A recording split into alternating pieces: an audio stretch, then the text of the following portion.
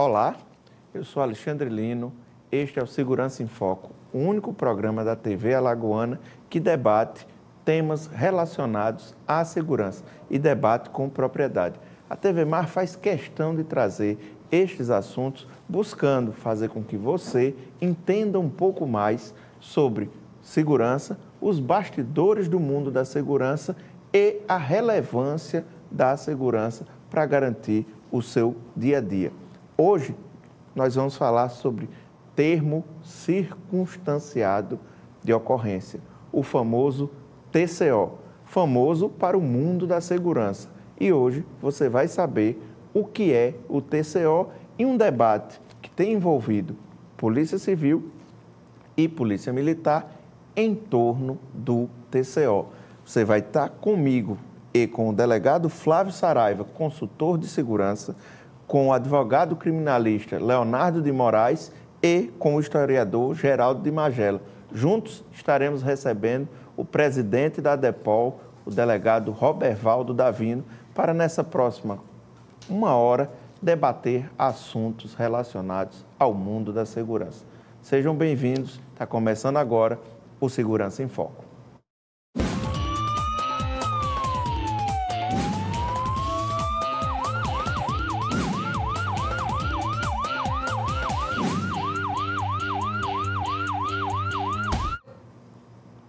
Olá. No exercício da presidência da Associação dos Delegados de Polícia de Alagoas, a ADEPOL, o delegado Robervaldo Davino reagiu à iniciativa do Comando-Geral da Polícia Militar de atuar para que a corporação possa elaborar o termo circunstanciado de ocorrência, destinado ao registro de crimes de menor potencial ofensivo. O TCO é uma atribuição da Polícia Civil e esse é o nosso tema de entrevista. Queria agradecer a presença do Dr. Davino aqui. Dr. Davino, antes da gente começar, o que é o TCO? Bom dia, telespectadores, bom dia aos presentes. Ele não deixa de ser um flagrante. Um flagrante, vamos dizer assim, sempre trato como é o flagrante de mangas curtas, como diz no futebol, né? Escanteio de mangas curtas, que é aquele flagrante mais rápido. Aquele que é vítima e réu, vítima e o autor do fato são pegos e são conduzidos à delegacia e é feito o procedimento sem todas aquelas formalidades do flagrante.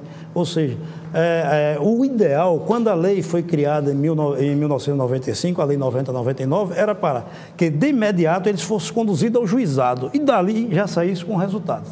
Infelizmente, isso não acontece no momento. E onde surge essa disputa PM, Polícia Civil, pela responsabilidade na autoria do TCO? Nós entendemos que existe em nível nacional uma situação no sentido de desmerecer, desqualificar e de destruir a Polícia Civil. Porque tiram as condições, são tiradas todas as condições da Polícia Civil, consequentemente, alguma outra instituição, que não é só a Polícia Militar, também a Polícia Rodoviária Federal, deseja fazer o TCO.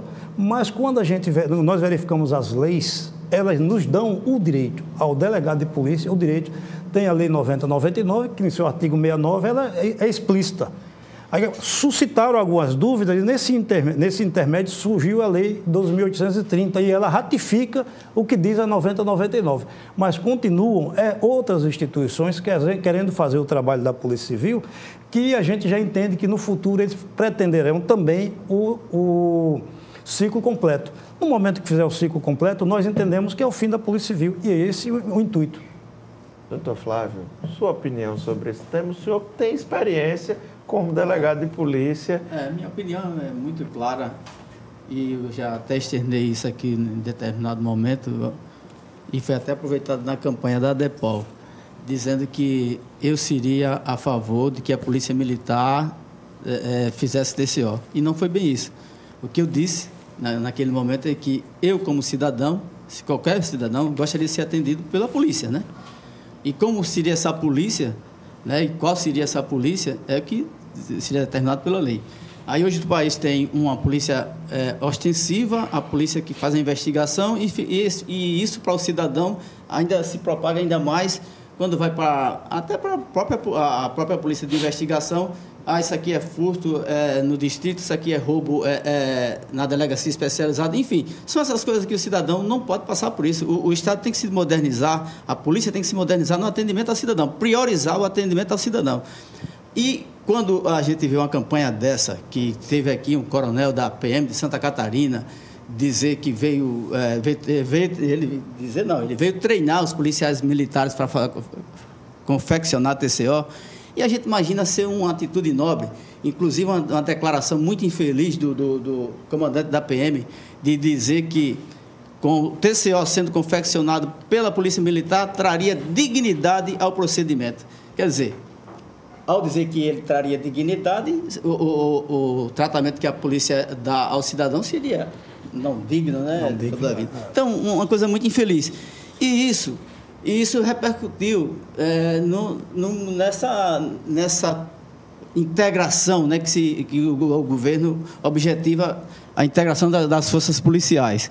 Como é que você está trabalhando se integrando com essas duas polícias, né, que é uma forma de até atenuar isso que a gente iniciou na conversa, de que tem uma polícia aqui, outra polícia ali, porque essa fragmentação chega até nos pequenos municípios, onde há pouco conversava com o doutor Davino, fica 2 policiais civis no local, 2 policiais militares no outro, enfim, ficam lá essa divisão absurda que não faz sentido. Bom, mas continuando, o TCO. Então, a Polícia Militar se preparando para fazer TCO, e se preparando sem uma decisão judicial, quando havia o comprometimento, né, doutor Davi? O compromisso do próprio secretário de dizer que não a Polícia Militar, e isso foi até já revalidado essa semana na reunião com o sindicato, em que o secretário disse: em Alagoas, a Polícia Militar só confeccionará a TCO se houver decisão do STF. Isso. Então, esse é o compromisso. E esse compromisso tinha sido firmado há mais tempo. E a gente estranhou. E os delegados estranharam essa posição que houve, assim, resultou numa quebra de confiança, mas agora já estabelecida. O que foi que o sindicato decidiu, e o doutor Davino é sabedor disso. Se você está nessa relação de confiança e quebra uma confiança, e como você vai continuar nessa integração? Então, os delegados tomaram algumas decisões em assembleia, e eu acho, não sei se a gente deve já comentar agora nesse momento, ou em outro momento distinto. A gente deixa já a gente aprofunda essa decisão do sindicato. Mas assim, o TCO, como bem falou o doutor Davino, se fosse uma coisa, uma coisa que é uma demanda grande, que justificasse a participação de outra força, mas 0,2% de TCO, 0,2% a quantidade por mês, né? Isso. 0,2 por dia, né? Quer dizer, é encaminhado à central de flagrante, no interior muito menos. Então, por que a Polícia Militar quer fazer TCO? Aí vem um desejo não confesso, que é atingir o ciclo completo. E ao atingir esse ciclo completo, como é que você vai ter 2 polícias no país fazendo o ciclo completo? E, prendendo, investigando, fazendo o TCO, representando judicialmente por medidas cautelares, enfim. Esse é o desejo não confessado pela Polícia Militar, e isso é um movimento nacional. Isso, exato. Leonardo de Moraes, nosso advogado criminalista, participa com a gente aqui desse time de peso do Segurança em Foco. Leonardo, como você avalia essa questão do TCO na situação advogado, para o advogado? Primeiramente, bom dia a todos, né? Que tenham um ótimo fim de semana, iniciado aqui nessa próxima sexta-feira, ou nesta sexta-feira. Na verdade, quando se fala em inquérito policial, você fala em um conjunto de investigações que é feita pela Polícia Judiciária. A autoridade responsável pela investigação é o delegado de polícia. É ele que vai chamar para si, é ele que colhe os depoimentos e vai direcionar a linha que ele bem entender, segundo o seu poder discricionário, a que vai ser seguida aquela investigação, aquele conjunto de diligências. Quando você fala em TCO, ele seria uma investigação simplificada. Ora, existem crimes que são praticados. Exemplo, um crime de homicídio. Quem investiga o crime de homicídio vai ser a Polícia Civil através da instauração de um inquérito policial. Mas existem crimes que possuem uma baixa ofensividade. Ou seja, crimes em que ele fere o bem jurídico de forma muito inferior a crimes como estupro ou homicídio. Então, como esses crimes simplificados acontecem, chamadas infrações penais de menor potencial ofensivo, você instaura um TCO. Ou seja, o inquérito policial é para crimes de médio e máximo potencial ofensivo. Leia-se, crimes que possuem pena máxima acima de 2 anos. A gente pode dar um exemplo, desculpa te interromper. O cara vai para um bar e está lá bebendo tal, e provoca uma confusão no bar. Isso seria gerado um TCO? Essa questão ela varia conforme o crime. Se a infração penal for de menor potencial ofensivo, ou seja, o TCO ele é instaurado para os crimes cuja pena máxima seja de até 2 anos. E mais as contravenções penais. Um exemplo, uma lesão corporal. Alguém em um bar, por exemplo, tem a sua esposa empurrada por uma outra pessoa. Ele reage a esse empurrão contra a esposa e desfere um soco contra alguém, que causa um inchaço no seu nariz, por exemplo, no seu olho. Seria um crime de lesão corporal. A lesão corporal é um crime cuja pena máxima vai de mínima de 3 meses e pena máxima de até 1 ano. Se a pena máxima é de 1 ano, significa que ela é inferior a 2 e o procedimento investigatório será simplificado, cujo nome é termo circunstanciado de ocorrência. Então, o TCO ele seria uma investigação simplificada para os crimes de baixa ofensividade, pena máxima até 2 anos e as contravenções penais. O que eu vejo acerca da discussão, e claro que eu vou me abstrair de aspectos políticos, que não tenho autoridade nenhuma para falar sobre isso, mas somente no aspecto constitucional. A Constituição Federal ela desenhou um mosaico de atribuições e trouxe em seu mosaico as atribuições afetas à polícia ostensiva, que é a polícia militar, e a polícia investigativa, que é a polícia civil ou a polícia federal, e inclusive a polícia rodoviária federal. Segundo o desenho constitucional, quem realiza as investigações é a polícia judiciária, é a polícia civil ou então a polícia federal. Por este motivo, se o TCO é uma investigação simplificada e a atribuição de fazer a investigação cabe, por exemplo, à polícia civil, logo o único órgão que possui atribuição constitucional para fazer um TCO é a polícia civil.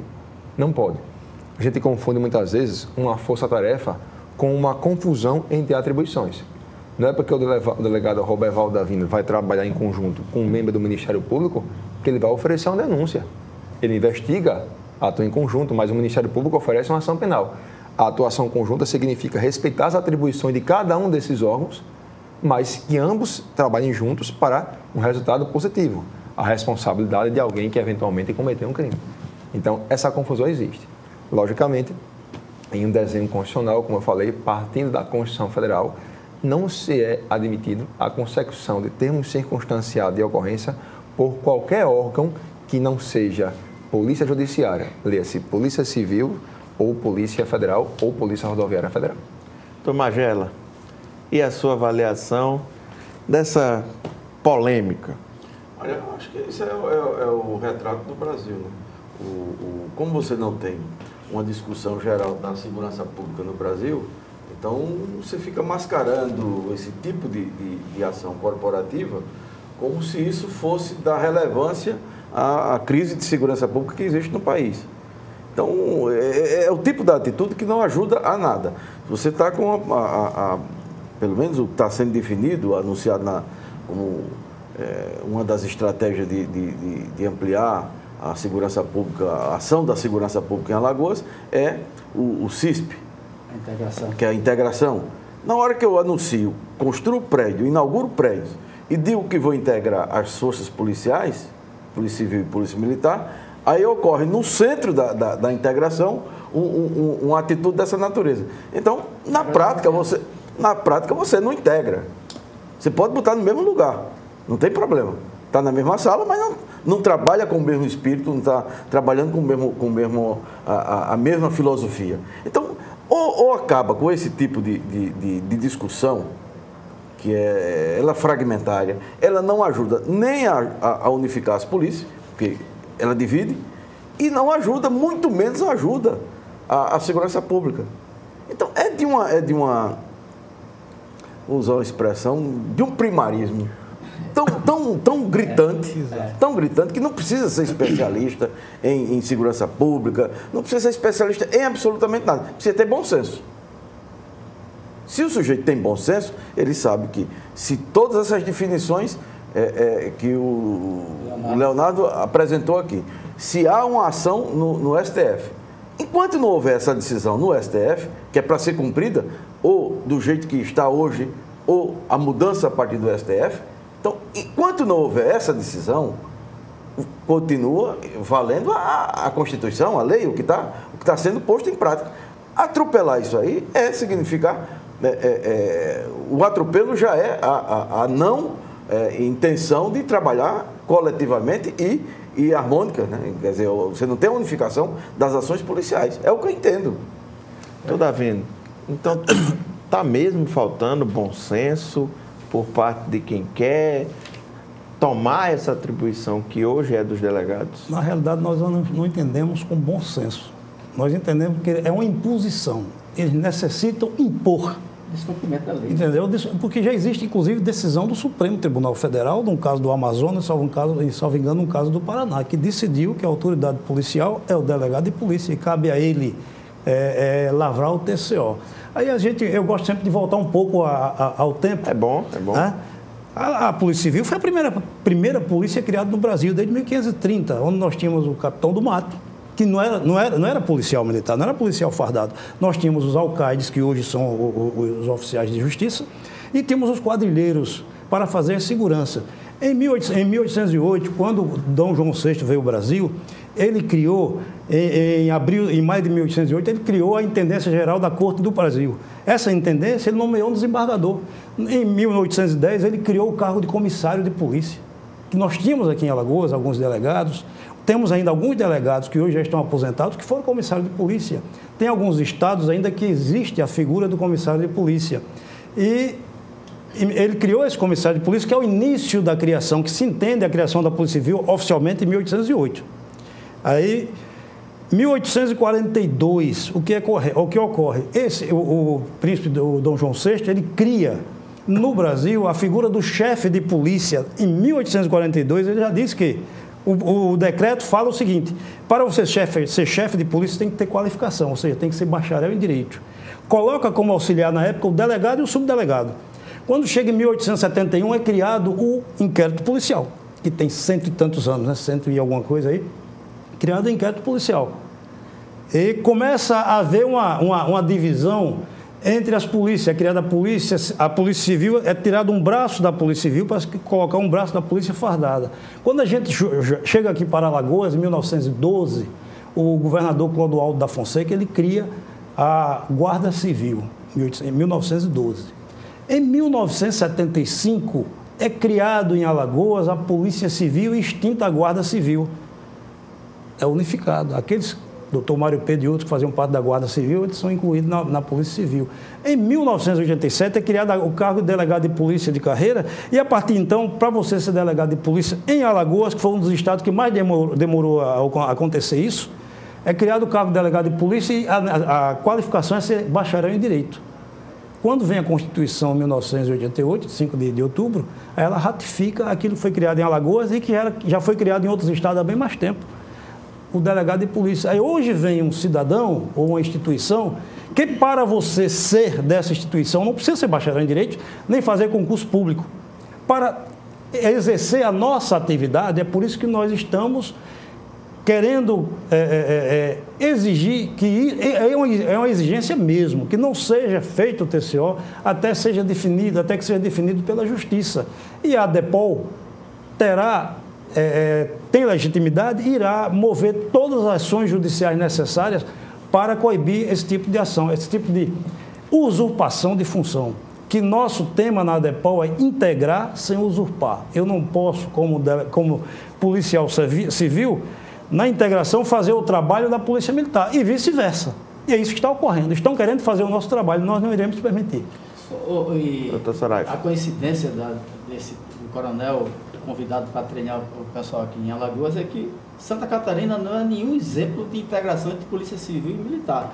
Pelo contrário, se for exemplo, é da desintegração entre as duas forças policiais. Então, assim, como o Magela falou bem, é difícil conceber, né, uma atitude dessa, uma iniciativa dessa. O que foi que se ganhou, né, com isso? Qual foi o grande propósito disso, né? talvez causar a desintegração, que seria o mais óbvio.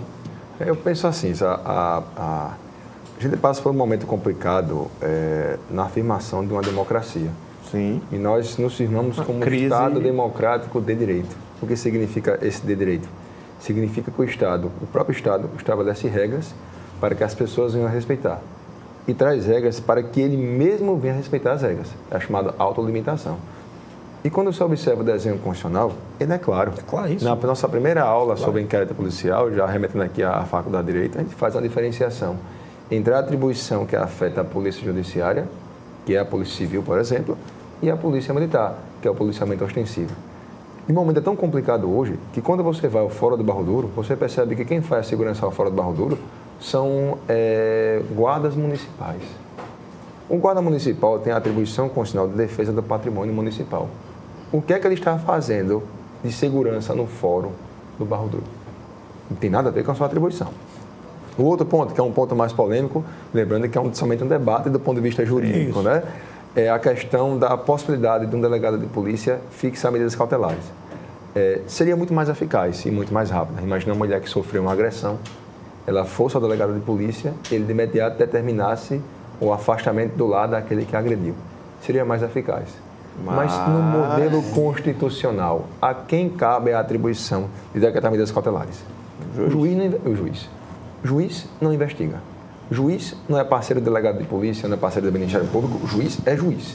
Muito menos do advogado. Doutor Leonardo, ultimamente, mais ou menos. O senhor não estaria omitindo aí informações relevantes que o delegado vai fazer aquele atendimento emergencial e aquele atendimento emergencial em 24 horas será analisado pelo juiz, não é isso? Isso. Como é feito na prisão em flagrante, em que o delegado faz a prisão em flagrante de crimes maiores e tem audiência de custódia para validar esse procedimento delegado?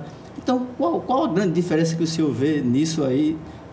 Qual o grande risco que tem para a vítima ou para o atendido, para a sociedade, enfim, em o delegado fazer esse atendimento a uma mulher que está sendo agredida, que não quer mais voltar para casa com a possibilidade de ter ela ser morta, os filhos agredidos, enfim.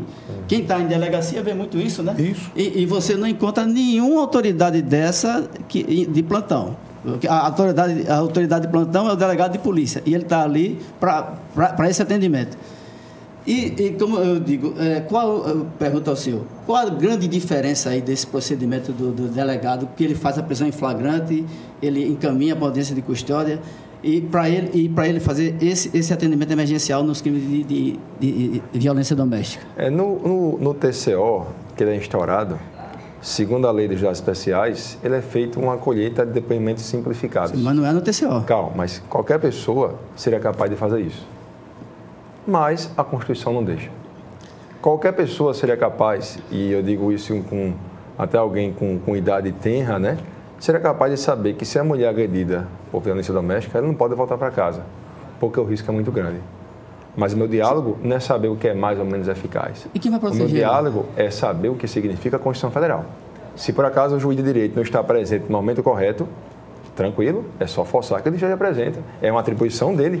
O judiciário não só serve durante o dia, não. De madrugada também tem que funcionar.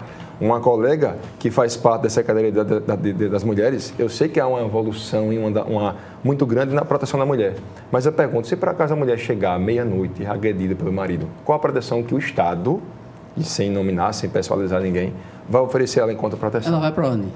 Pronto. Ela vai procurar então, o Estado tem que fornecer mecanismos para isso. Por isso que a Lei Maria da Penha, ela não coloca nas costas do juiz tudo, não. Ele diz que o Estado tem que oferecer assistência social, psicólogo, abrigos para serem colocadas as mulheres. Isso existe, não. O que eu digo é o seguinte, que o afastamento do lar, conceitualmente, é uma medida cautelar. E a Constituição Federal, da mesma forma garantida ao delegado de polícia, a atribuição exclusiva de instaurar um TCO também disse que só quem fixa cautelares é o próprio juiz. Eu parto de um modelo constitucional. Se ele partir para um modelo mais eficaz e achar que é mais rápido, eu acho que a confusão vai acontecer. Seria muito mais fácil o delegado de polícia, assim que recebesse um flagrante, o cara confessou, há imagens, há uma prova de que o crime aconteceu. Para quem encaminhar ao Ministério Público? O delegado poderia oferecer a ação penal. Seria mais eficiente.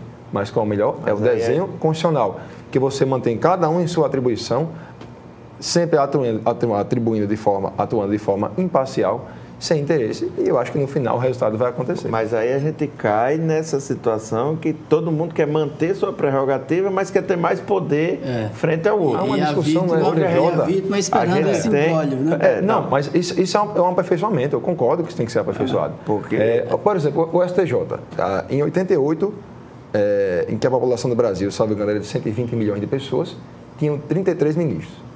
Tinham cerca de 250 mil advogados. Nós temos hoje 1 milhão e 200 mil advogados, a população está com mais de 200 milhões e permanece o mesmo número, 33 ministros. Porque, é lógico, é a concentração de poder. Quanto mais ministros, significa menos poder. Logo, eu não vou criar mais cargos. Ou seja, a eficiência não importa. A Suprema Corte americana, ela julga por ano, em média, 110 processos.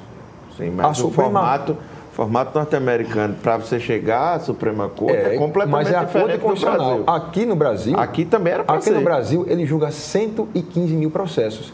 Nenhuma Corte Suprema do mundo tem mais atribuição do que o STF aqui no Brasil, não. Significa as demandas... O Supremo Tribunal Federal aqui do Brasil, ele é o Supremo, mais supremo do mundo. Para quê? Para concentrar poder. Sim, porque é aquela coisa, você comete um crime, aí você é condenado na primeira instância, vai recorrer na segunda...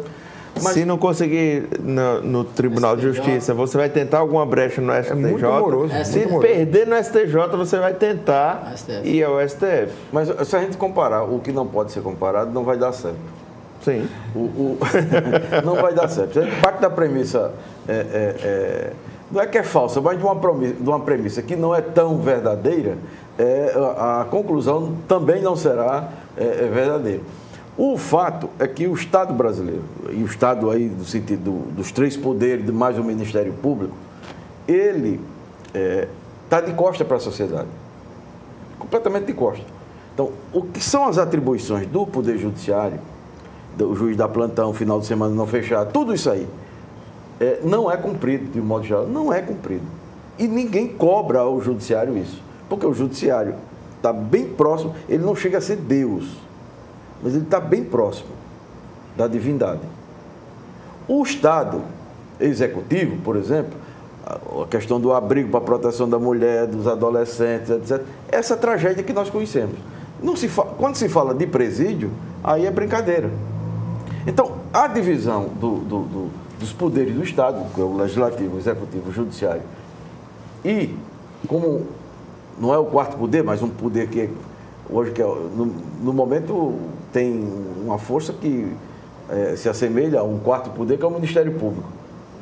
Como não há integração disso, a sociedade fica à mercê da boa vontade do delegado, da boa vontade de um promotor, da boa vontade de uma juíza, da boa vontade de um ministro que trabalha mais do que os outros, aí de uma série de boas vontades, mas não é o funcionamento da instituição.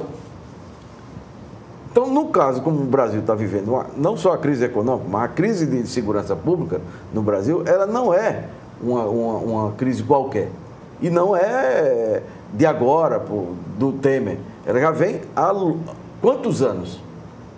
E é uma paisagem. O Rio de Janeiro, a gente fala aqui, parece até que a gente trata do programa do Rio de Janeiro. Hoje também conhece assim, asfalto em 2 carretas. Pronto, e já tinha várias outras lá sendo descarregadas. A Globo que deu a primeira mão, etc, etc. Então, esses fatos que são grandes num estado grande, aqui em Alagoas você tem coisas grandes num estado pequeno.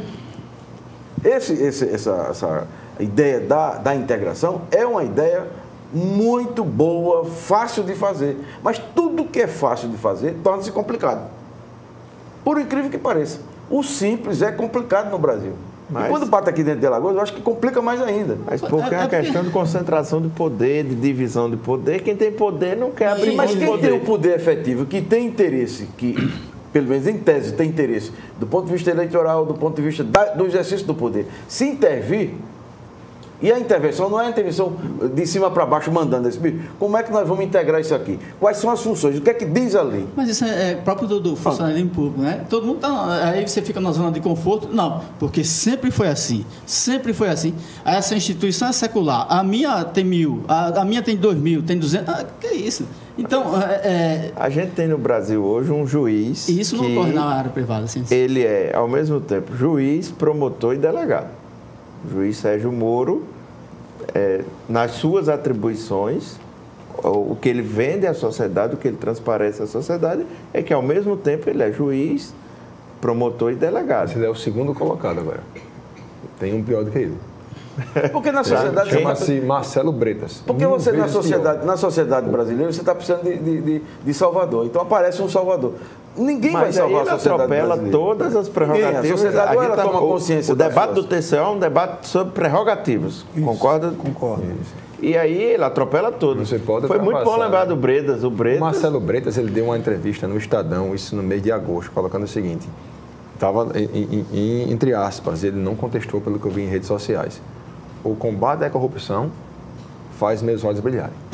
Observe, no Estado constitucional, no Estado de Direito, existe um órgão que é o desinteressado. Imagine que numa pequena cidade, como o doutor Flávio, o doutor Roberto Valde deve ter acompanhado várias vezes, acontece um crime que choca. Está lá a polícia militar, prendeu o rapaz em flagrante, a guarnição leva para a polícia. Na última vez que estive aqui era o caso Neguinho Boiadeiro, que está completando um mês e até agora... Pronto, a polícia militar foi lá, a polícia civil vai investigar, está lá a população, a imprensa querendo saber da informação, está o rapaz que é conduzido preso, está o advogado sem saber bem o que fazer, toda aquela confusão. Em toda essa parafernália, dessa conjunto de pessoas, há um cara, que é o desinteressado, responsável pelo equilíbrio. Esse é o juiz. O juiz é um ser que é feito para ser um desinteressado, porque ele não tem interesse no resultado do processo. O José tem interesse em que os crimes sejam punidos. Na hora em que ele coloca a beca, ele é um ser desinteressado. Por mais que ele saiba que o cara cometeu um crime, se não há provas, ele não vai descer do seu pedestal para acusar enquanto Ministério Público. Logo, o Ministério Público tem a Polícia Civil à sua disposição. Ele exerce, inclusive, o controle externo. Se o Ministério Público, doutor Valdo, faça a investigação X, o delegado é obrigado a fazer. E se ele não faz, responde pelo crime de prevaricação. Então, logo, o Ministério Público, ele é um órgão muito bem aparelhado e suficiente para convencer o juiz. Mas hoje se percebe que o juiz, ele às vezes não se conforma com a atribuição do Ministério Público e ele quer produzir a prova. Isso não é juiz. E o Marcelo Bretas colocou, quando eu combato a corrupção, os meus olhos brilham. Logo, um juiz que combate a corrupção não é um juiz, ele está na função errada. Deveria ter feito concurso para membro do Ministério Público. Depende do que você vê. O que é combater? A atitude dele, quando ele condena com a imparcialidade dele, ele não está fazendo um combate à corrupção? Isso, pronto. Falando na palavra imparcialidade. Esse ponto é importante. Mas ele Como é que o juiz combate a corrupção? Quando ele sentencia de acordo com as provas. Mas ele não pode ser interessado. Ele não pode ter uma simpatia pela tese do Ministério Público. É fácil, eu estou aqui. O Ministério Público denunciou. Tá bom, o Ministério trouxe aqui o processo e trouxe provas. A defesa foi ouvida e só, o Ministério Público me convenceu, eu logo condeno, é da vida. Acho que é um rigor na análise aí. Mas o desenho constitucional é esse, o juiz é feito para ser imparcial. O coração do judiciário está afeto à sua imparcialidade. Um juiz que não é imparcial não é juiz, ele é uma enganação. Logo, se o Ministério Público trouxer provas, a condenação vai acontecer, é da vida. E o cara sabe, realmente eu errei, vou puxar a minha cadeia porque eu errei. Se não há provas, tá bom, a defesa me convenceu, eu absolvo. E o juiz, tranquilo, com os olhos brilhando, consciente de que fez o trabalho dele. Isso, né? Isso, ele condenou a pessoa. Na hora que ele condena de acordo com as provas, ele combateu a corrupção. Mas ele não pode ter essa vontade, enquanto juiz, eu digo magistrado. Não é o ser que veste a tela. Eu li ontem, foi antes de ontem, umas declarações que dizem ser do Sérgio Moro, e que é impossível de acreditar. Porque na internet tem muita coisa aí que... Sim, as famosas fake news. Eu acho muito difícil dizer que ele, um homem preparado, dizer aquilo. Eu não sei... E é justamente esse conceito, querendo, dentro de quem lê e interpreta, ele é o juiz, ele é o delegado, ele é o promotor, ele é tudo. Né? Mas veja que há uma tendência nossa a comparar o que não é possível comparar, pelo menos em determinado momento.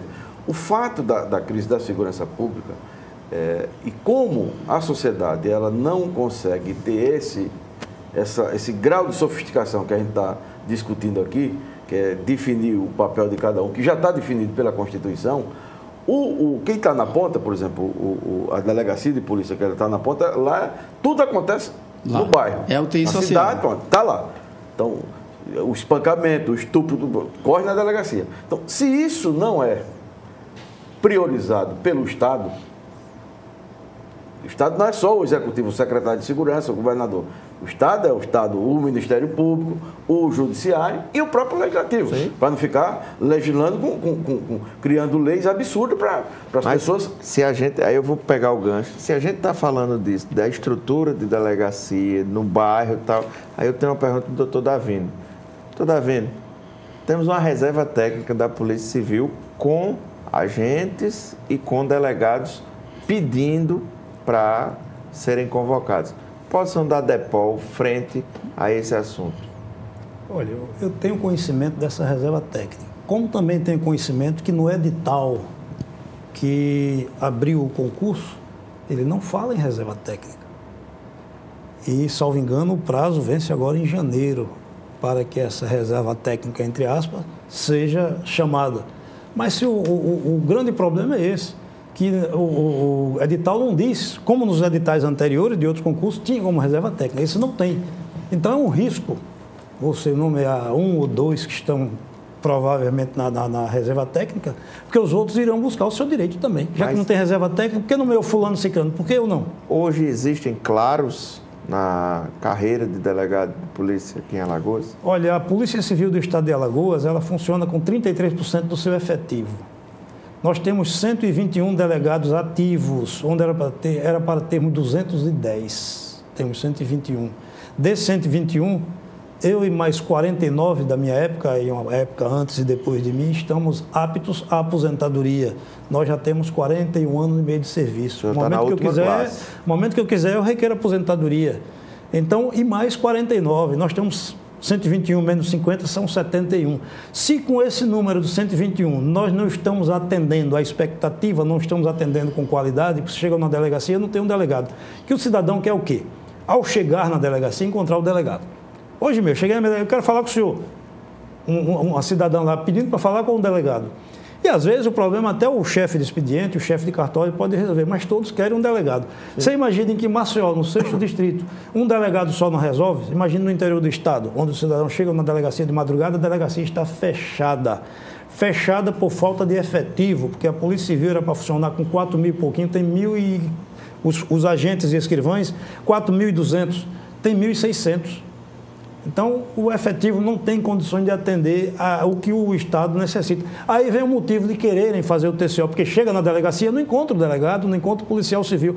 Mas se você chegar no fórum, não encontrar o juiz, você vai substituir o juiz por alguém? Não encontrar o promotor, vai substituir o promotor por alguém? O problema é que o Estado não está dando as condições para as instituições prestarem o serviço que o cidadão merece. Delegado com 3 delegacias. Tem delegado com 5 delegacias. Tem delegado acumulando com 5 delegacias. E o delegado é um profissional igual, por exemplo, você é profissional da imprensa. Você tem sua carga horária. 8 horas. Passou disso, é hora extra. Aí quer que o delegado fique 24 horas de segunda a sexta na delegacia do interior. Isso é impossível. Porque nós temos uma carga horária. Quando fizemos o concurso público, estava lá 40 horas semanais. No momento que o delegado Rodrigo, lá em Delmiro Gouveia, tira plantão, sexta, sábado, domingo e segunda, 24 horas, dá 96 horas. Sem acrescer as horas extras em cima dessas 96. Então, ele já deu mais do que a carga horária prevista. Mas aí teria a figura, então, do delegado substituto? Teria que ter delegado suficiente. E, inclusive, já existe um projeto para nós criarmos um delegado substituto. Seria um delegado inicial, nos próximos concursos, ser o delegado substituto, exatamente para atender essa demanda. Mas dificilmente o Estado... Hoje nós temos, de imediato, 59 vagas para delegado. O Estado não vai fazer o concurso para 59 vagas, é uma série de coisas. O ideal era que fizesse, para que o cidadão fosse atendido de imediato. E uma coisa que nós estávamos falando aqui sobre a integração, uma coisa que, de repente, passou pelo sentido... Existe o 181, que é o disco de denúncia lá na Secretaria de Segurança. Chega uma denúncia agora que fulano está fazendo isso aqui, aquilo, outro, ela não vai para a Polícia Civil, vai para a Polícia Militar. Se tem futuro, vai lá e resolve o problema. O certo seria para a Polícia Civil, que é disco de denúncia. O que significa se tem futuro? O que significa na linguagem policial se tem futuro? De imediato. Está acontecendo, está lá o crime, vai, prende o futuro, que eu quero dizer, prende o cara, leva para a delegacia. Não é feita uma investigação que pode, por exemplo... Recentemente, aí, 50 quilos de maconha na mata. Aí vai lá, pega a maconha. Para mim não teve futuro isso. O futuro é pegar a maconha e o dono da maconha. Aí vai na pressa e pegou a maconha.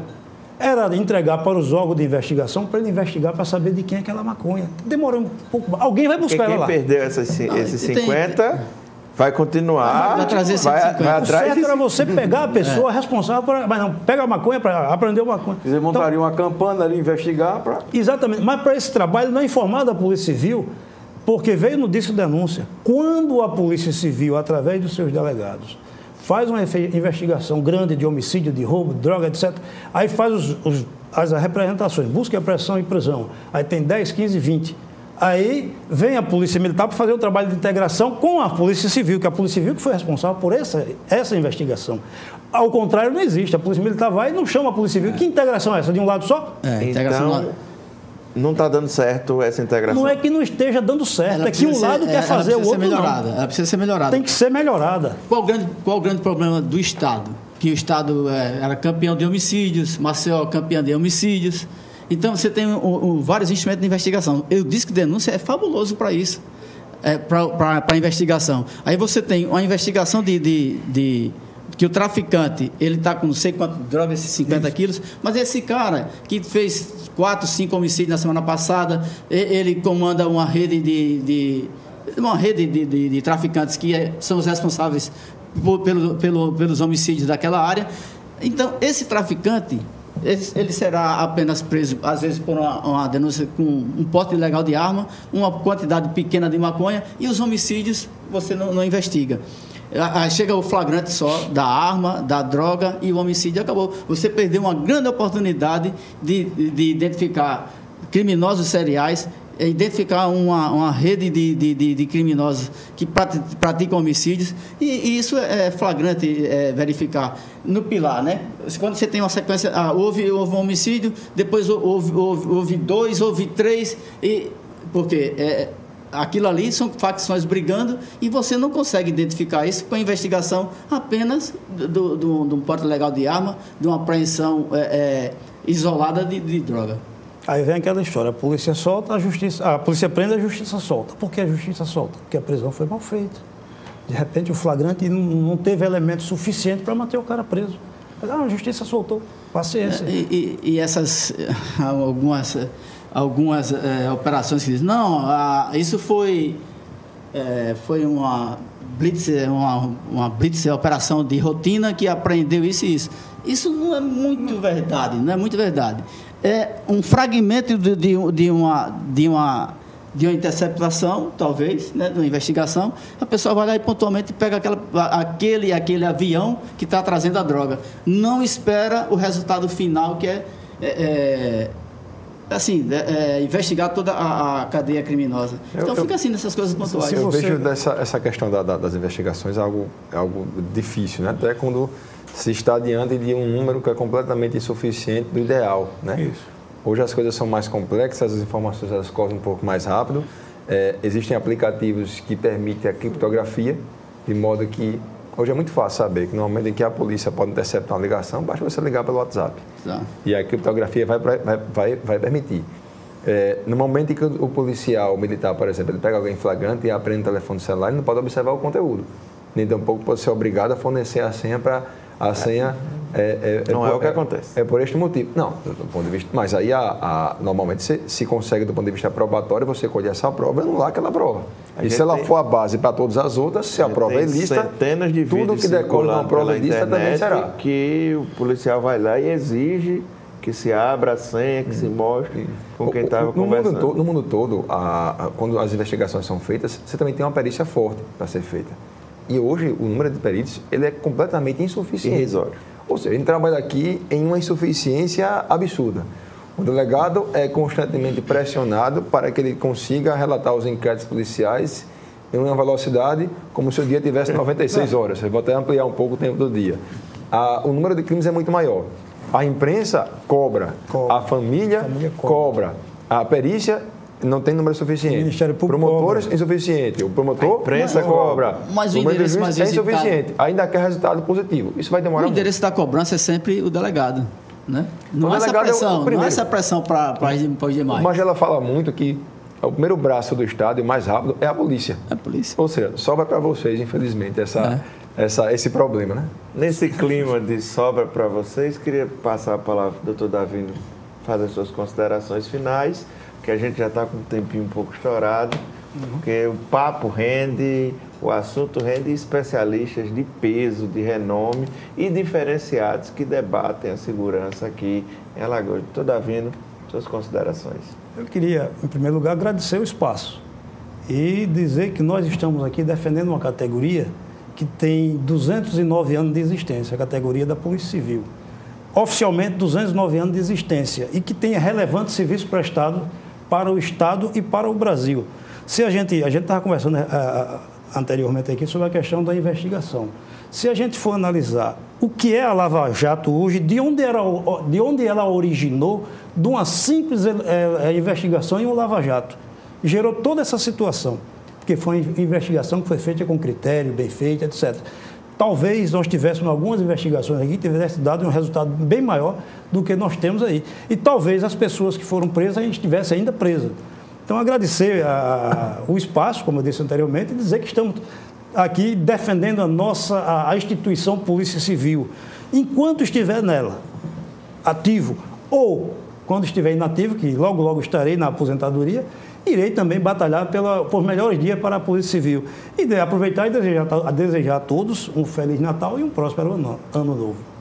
Agradecer a todos aqui mais uma vez, ao Leonardo de Moraes, ao Geraldo Magela, ao Flávio Saraiva, ao Robervaldo Davino, todos que contribuem com esse bom debate, com esse debate diferenciado que o Segurança em Foco semanalmente traz para a sociedade alagoana, aqui através da telinha da TV Mar. Agradecer a você que acompanhou o nosso debate, lembrando mais uma vez que você pode assistir esse programa pelo YouTube ou pode estar assistindo agora em uma de nossas reprises aqui na TV Mar, canal 25. Continue ligado na nossa programação e na próxima sexta-feira o Segurança em Foco vai estar de volta aqui comigo na apresentação, enquanto o Viderlan Araújo está de férias, curtindo e aproveitando esses 30 dias em casa. Muito obrigado pela presença de todos.